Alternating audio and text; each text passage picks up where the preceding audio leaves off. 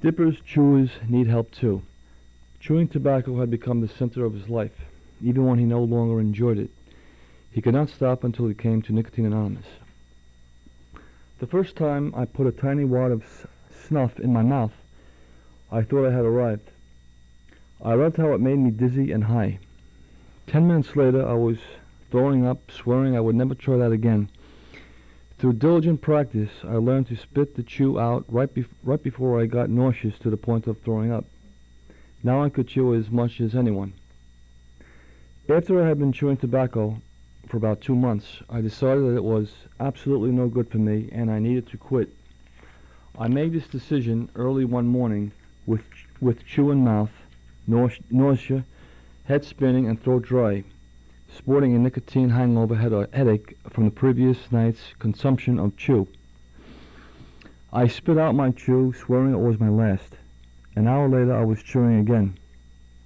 I chewed everywhere I went and did everything a human being can do while chewing. I chewed in theaters, stores, at work, at play, while running, playing sports, driving a car, in the shower, riding a bike, kissing, having sex, talking on the phone, writing, and reading. I chewed in all my college classes. I chewed at job interviews. I chewed at weddings, funerals, and even while visiting dying relatives in the hospital. I would keep a chew in my mouth until I was going to throw up, spit it out, wait until I was not nauseous, and then put in another chew. I lived this way for 9 years. If I were outdoors, I would spit my chew saliva on the ground, taking no care about the people around me who had to watch. For indoor chewing, I had spit cups. It did not matter much to me that my roommates were constantly on me about leaving full spit cups around the house. I just thought they were overly picky. One roommate in college moved out because the sound of my spitting disturbed his study concentration. It was his problem, not mine. If he can't handle a little spit sound and a full cups of spit juice here and there, to hell with him, even though he was my best friend. Chewing tobacco was the most important thing in my life. I placed it as a priority above friends, family and lovers. There were many times I would leave intimate situations with loved ones to go by myself and chew. In fact, I would rather be alone chewing than anywhere else. I also placed myself in extremely risky situations, walking through dangerous streets late at night, looking for an open store selling my brand of snuff. Once, while overseas, I could not find chewing tobacco anywhere.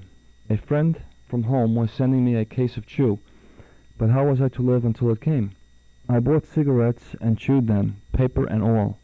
I tried smoking for a couple of weeks, but gave it up because it was too gross for me. Sores would appear on my gums, tongue, and the inside of my mouth. I would be certain I had cancer. This didn't stop me from chewing.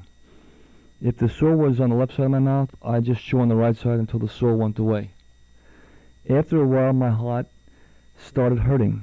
I would notice knife stabbing pains in my chest after putting in a fresh chew. My hands and feet were always cold. At one point, I had to have painful gum surgery because tobacco eroded my gums. I was chewing again before the stitches were out, before I could eat. I really believed that because I wasn't smoking, I wasn't hurting my body. When I started chewing, a can of chew would last about a week. After several years, I was lucky if a can lasted a day. At the very end, I was getting 3 chews out of a can. The inside of my mouth was like leather, and pockets had formed inside my cheeks where I put the chew. The 3 fingers I used to insert chew were stained black because tobacco was permanently embedded under the nails. Chewing gave me my personality, my sense of who I was. It made me feel manly and tough. I enjoyed the fact that it grossed people out. It made me feel special. Yet something in me knew it wasn't good. I tried every means of quitting. I would buy a can of chew, put it in a big wad, and throw the can away, swearing it was my last. A little later, I would have to go to the store and buy another can. I did this hundreds of times. I finally learned that I did not have to go buy a can. I would just retrieve the old can from the garbage. To stop myself from doing this, I opened the can and poured the tobacco itself into and among the kitchen garbage. This didn't work either, because I'd go back with my fingers through the garbage, lumping together enough snuff to have a decent chew. Many times, I bet a friend I could quit. If I chewed, I would owe him $20. An hour or two later, I'd be chewing and $20 in the hole. I made the bet the next day, chew and another $20 in the hole. So I tried making the $20 bet with two friends. If I chewed, I would owe each of them $20. After several $40 chews, I gave up the betting idea. One day I was at work, and a co-worker stopped by. She had just returned from a long stay in the hospital. She had cancer and was packing up her things to go on disability leave. She saw me chewing and asked me what I was doing. I told her I was chewing tobacco. A look came upon her face, a look I'll never forget, and she just said one word, "Why?" I told her I was addicted. She didn't say anything and walked away. I thought about this many times. The truth was, I didn't know why I chewed any more than I knew why that woman had cancer. It really bothered me. I didn't even like chewing anymore, and I could not stop. A friend of mine quit smoking. I asked how she did it. She told me she had been going to Nicotine Anonymous meetings. After a few weeks of talking about it, I agreed to meet her at a meeting. Immediately after my first meeting, I went home and chewed. A few days later, I went to my second meeting. There was a man there who had quit smoking. I asked him to be my sponsor. He said yes. 2 days later, I took my last chew, and I have not chewed since. I did everything I was told to do in the program. I went to meetings, I listened, I shared. I got a service commitment right away. My sponsor once said, "This program isn't about making coffee." I made a program called Every Day. Instead of chewing, I would talk to people, go for long walks, drink water, read program literature, exercise, get to a meeting. My sponsor walked me through the steps. I started telling the truth for the first time in my life.